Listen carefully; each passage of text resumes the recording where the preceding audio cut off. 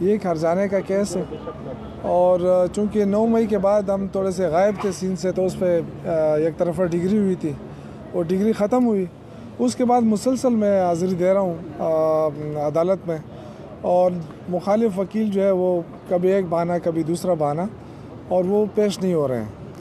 اب 1 ارب روپے کا کیس کیا ہوا ہے انہوں نے۔ میں چاہتا ہوں کہ میں پیش ہوں۔ آج ان کا جرا کر لی تھی، میں اس پہ حاضر ہوا، وہ پھر موجود نہیں رہے، تو میرے خیال سے اس کیس میں کوئی دم تو ہے نہیں، سیاسی کیس ہے، اور جو مرضی ہے کر لے۔ میں بات کی تھی اس وقت بھی میں نے کہا تھا کہ جی اعظم موتی صاحب نے یہ کہا ہے، کیونکہ اعظم موتی صاحب نے کہا تھا کہ پختونوں کا سودا ہوا ہے $35 ملین پہ، تو میں نے اس وقت ان کا حوالہ دیا تھا، بس یہی میں نے کیا تھا کسی صحافی کے کوشچن پہ اوپر۔ اچھا یہ تو ہو گیا، چلیں، لیکن جو اصل چیز ہے آج اس ملک کے اندر جو افراتفری، انارکی، اور جو آپ دیکھ رہے ہیں مشکلات، وہ ان نالائق حکمرانوں کی وجہ سے۔ ان کا نہ یہ معیشت ٹھیک کر سکے ہیں، نہ یہ سیاسی استحکام لا سکے ہیں، نہ یہ انویسٹمنٹ لا سکے ہیں، سارا جھوٹ پہ جھوٹ، اور ان کا ایک وزیر آ کے جھوٹ بول رہا ہے۔ عوام کو 1 روپے کی ریلیف نہیں دے سکے ہیں۔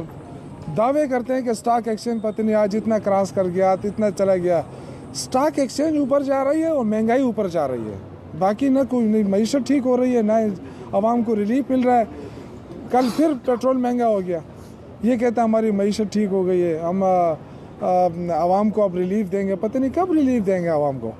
جس طریقے سے کل جو فیصلہ ہوا، میرے خیال سے قانون انصاف کی دھجیاں اڑائی گئی، انتہائی، میں کہہ رہا ہوں کہ ایسا فیصلہ پوری دنیا میں جگہ سائی کا باعث بنا ہے پاکستان کے لیے، اور پہلے سے ہی جو فیصلے آ رہے ہیں اس پہ پوری دنیا دیکھ رہی ہے کہ انسانی حقوق کی سنگین وائلیشن ہو رہی ہے پاکستان میں، اور جو فیصلے ہو رہے ہیں سیاسی انتقام، یہ کہتے ہیں ہم سیاسی لوگ ہیں، سیاسی استحکام چاہتے ہیں، لیکن سیاست کا تو انہوں نے جنازہ نکال دیا۔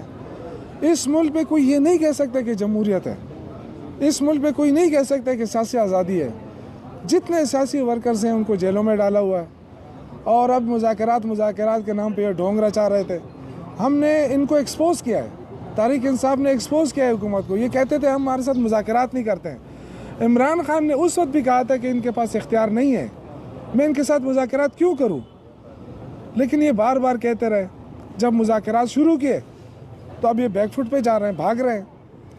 لیکن ہم اب آج بھی عمران خان کے خلاف انہوں نے ایک جعلی مقدمہ بنایا، اس میں جعلی قسم کے فیصلہ سنایا، وہ لکھا ہوا فیصلہ تھا۔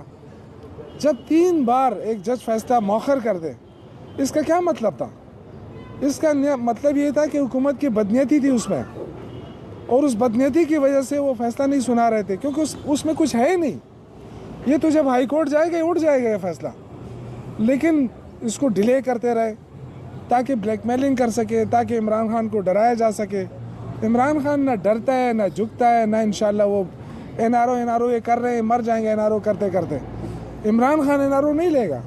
اب این آر او کی ضرورت حکومت کو، عمران خان کو نہیں ہے، وہ تو ڈٹا ہوا ہے۔ آپ جو بھی کریں، جتنا آپ نے کرنا تھا آپ نے کر لیا۔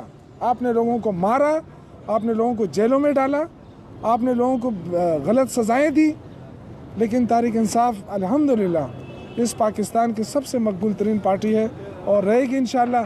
آپ کے یہ فیصلے ہوا میں اڑ جائیں گے انشاءاللہ تعالیٰ۔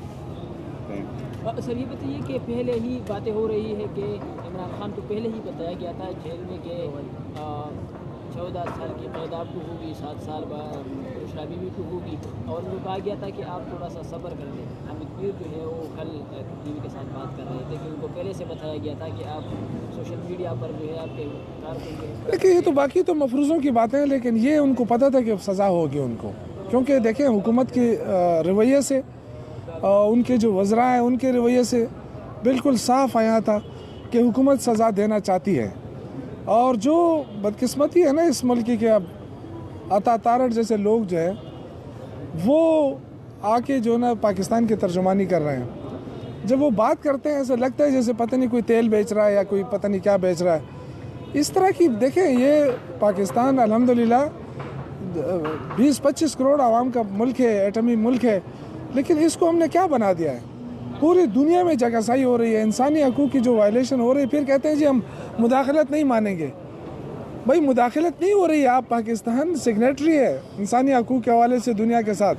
جب آپ وائلیشن کریں گے تو دنیا پوچھے گی آپ سے. تو یہ چونکہ غیر ذمہ دار لوگ ہیں. اس وقت دیکھیں ہم نعمان کی صورتحال دیکھیں آپ, دہشت گردی ہو رہی ہے. اب دہشت گردی کو ختم کرنے پہ کوئی توجہ نہیں ہے. صرف توجہ کس پہ حکومت کی, وہ پورا جو ان کے وزیر داخلہ سے لے کے وزیر اطلاعات سے لے کے سارے کہ جی پی ٹی آئی خراب ہے, پی ٹی آئی کو کرش کرو, پورے ان کا جو فوکس ہے وہ اس پہ لگا ہوا ہے. لیکن دیکھیں آپ نے جو کرنا تھا کر لیا, اب آپ کی باری ہوگی انشاءاللہ. ٹھیک ہے.